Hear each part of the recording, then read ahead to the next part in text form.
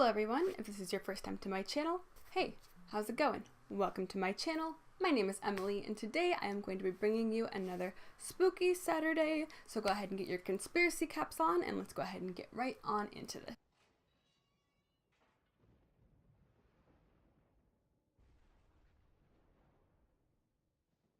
So last week's Spooky Saturday was more of a conspiracy theory video, and although I love conspiracy theories, I find it more entertaining when you hear personal stories, because not everyone is into conspiracy theories, and everyone who is into conspiracy theories knows a large majority of them. So to me, personal stories are a little bit more interesting because it's something you've never heard of before, so I'm going to try and bring more of those on my channel on Saturdays.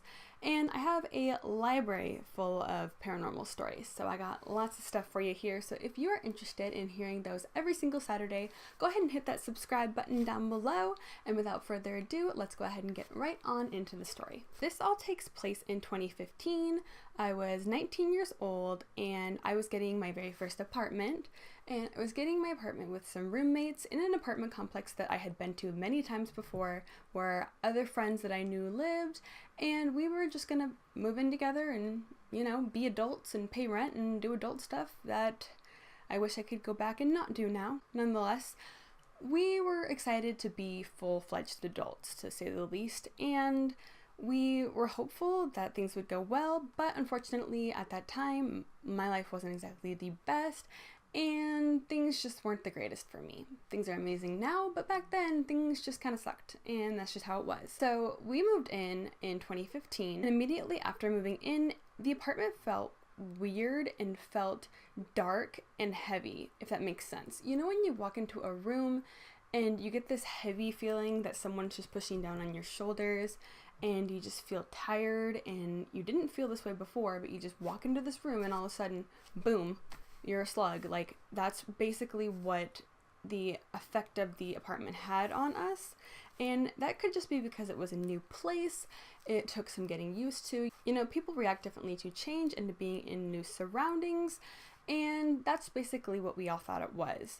But a couple months after we moved in, weird stuff started to happen, and basically, the first incident that happened was that I had a glass Voss bottle, you know, those big fancy looking water bottles that are like $6 for water. I had one of those and I left it on the kitchen counter, and somehow it got knocked off and it broke into a bunch of pieces, and it was kind of a giant mess and I had to clean all of it.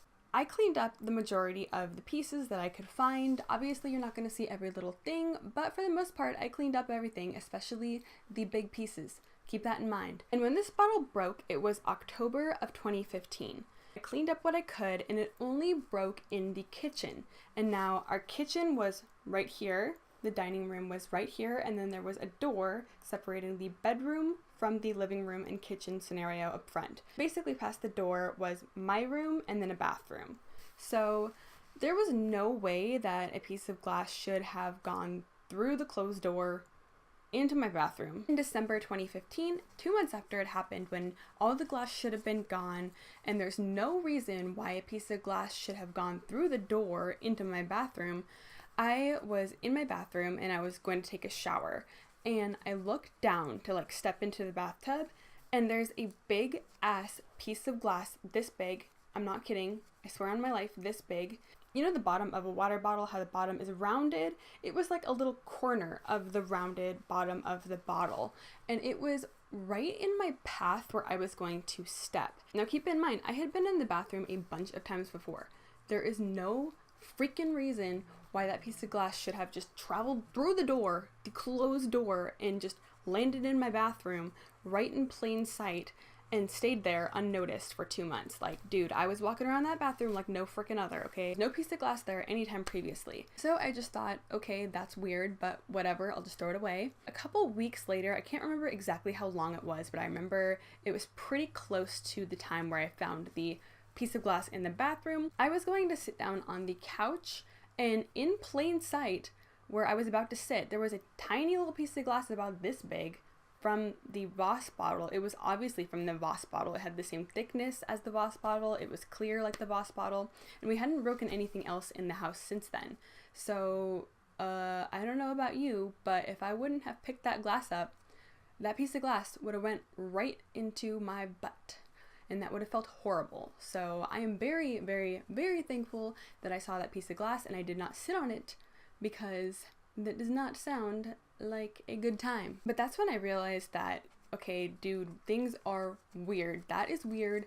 I don't like pieces of glass being where I'm going to sit or I'm going to step when they were not there before. And it seemed like they were like deliberately placed in, and it seemed like they were deliberately placed, and the placement of them is sketch, because it seemed like they were placed there to hurt me. I was gonna walk into the shower and there's a big ass piece of glass just chilling right where my foot was gonna go, and then there was a big piece of glass chilling where my butt was gonna go on the couch. So I don't know about you, but that's a weird coincidence, and things only get weirder from here. So I hope you're ready. For a couple months, not a whole lot of stuff happened. It kind of just seemed like I was being watched a lot.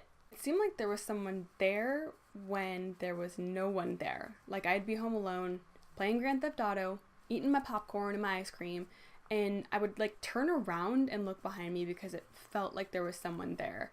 And I'm kind of paranoid like that. Like, I'm one of those weirdos who's always kind of looking around, and, you know, I'm into conspiracy, so, you know, I believe people are out to get me or whatever. But this was different, and it felt like someone was just there all the time, and it felt like they weren't just there and doing their thing. It felt like they were there and they were focused on what I was doing, if that makes sense. I don't know if you guys have ever felt that before. I don't know if I sound insane, but that's how it felt. Around that time, my energy was really low. I was really kind of in a bad place, and it seemed like when I moved into that apartment, maybe just the atmosphere and just me being around all of this weird stuff just made it worse, but it seemed like it drained me even more and made it even worse. So I don't really know what's going on with that. So basically the kicker of the story is when I had a really, really horrific dream. Now, it was like April 2016, I believe. We were getting near the end of our lease and we weren't really planning on sticking around for much longer. And I was sleeping and I had fallen asleep really, really late, I think around 3 or 2:30 or something, which is kind of typical for me, to be honest, because I don't sleep very often. Nonetheless, it was kind of late, and I don't know if you guys know about witching hour or 3:33 a.m. or any of that kind of stuff. But people who are into paranormal stuff and spirits believe that at 3 a.m. the veil between the spiritual world and ours is the thinnest, meaning that it's more likely for something to happen where the two basically universes cross over, if that makes sense. And keep in mind, this is only if you believe in it. If you don't believe in it, then this doesn't happen. But if you do believe in it, then it seems like this is very probable, because a lot of weird stuff happens at 3 and specifically 3:33. And 3:33 is kind of linked to aliens. People claim they've been abducted at 3:33 a.m. and just weird stuff has happened then. I had a dream where I could see myself outside of my body, like astral projecting or lucid dreaming, I suppose. I'm not really sure. I could see myself sleeping, and I was like, here's me in the bed. Here's me coming out and staring at myself sleeping in the bed, if that makes sense. And I could see the room around me, and all of a sudden I saw a bright light shoot through the window, because here's my bed, here's a big ass window. That's how it was set up.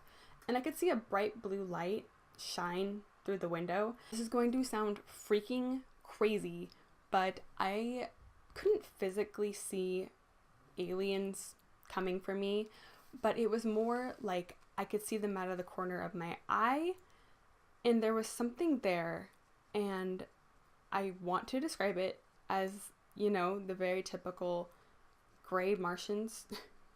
I sound so dumb for saying that, but dude, it happened, or at least in my dream it happened. For all I know, this was just a dream, and I could have definitely been dreaming this up and imagined the most plausible explanation for an alien is the little, you know, the little Martian men. And they were coming up to my bed and crawling at me is the only way I can describe it. They were like crawling at my bed, and I could still see myself sleeping with these little things crawling at me. And then right before I woke up, I was telling myself to wake up in my dream. I could like see myself and I couldn't speak, but in my head I was like, help me, wake up, wake up, wake up. And this is something I actually do very often in dreaming. I can kind of wake myself up if I realize it's a dream.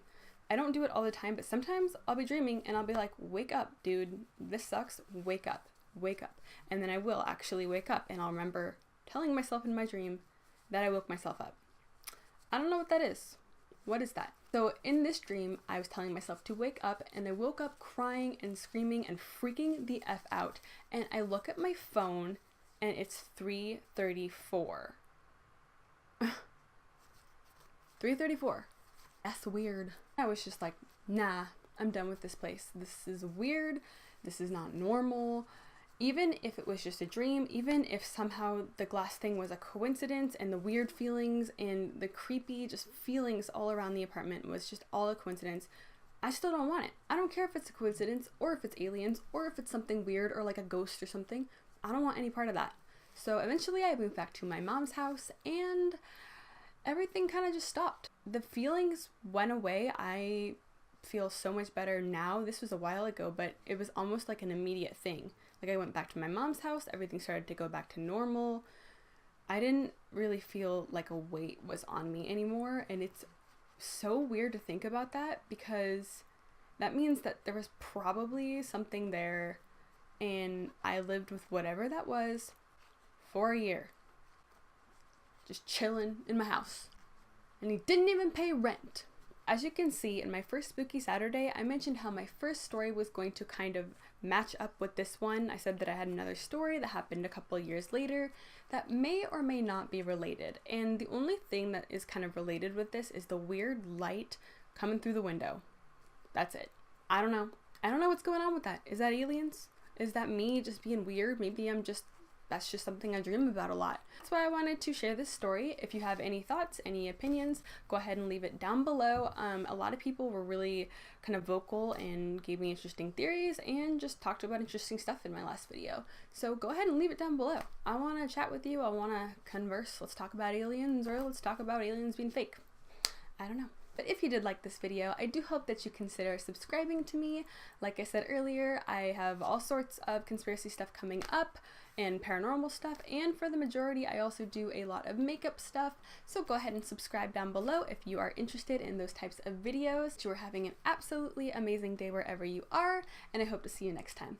Bye! I haven't done my hair since I started my YouTube channel. Like, I literally just wake up, brush her out, sit down in front of the camera, and film. I usually have like curled hair and it looks a lot better than this, but I just can't be bothered. No, I'm just lazy as fuck.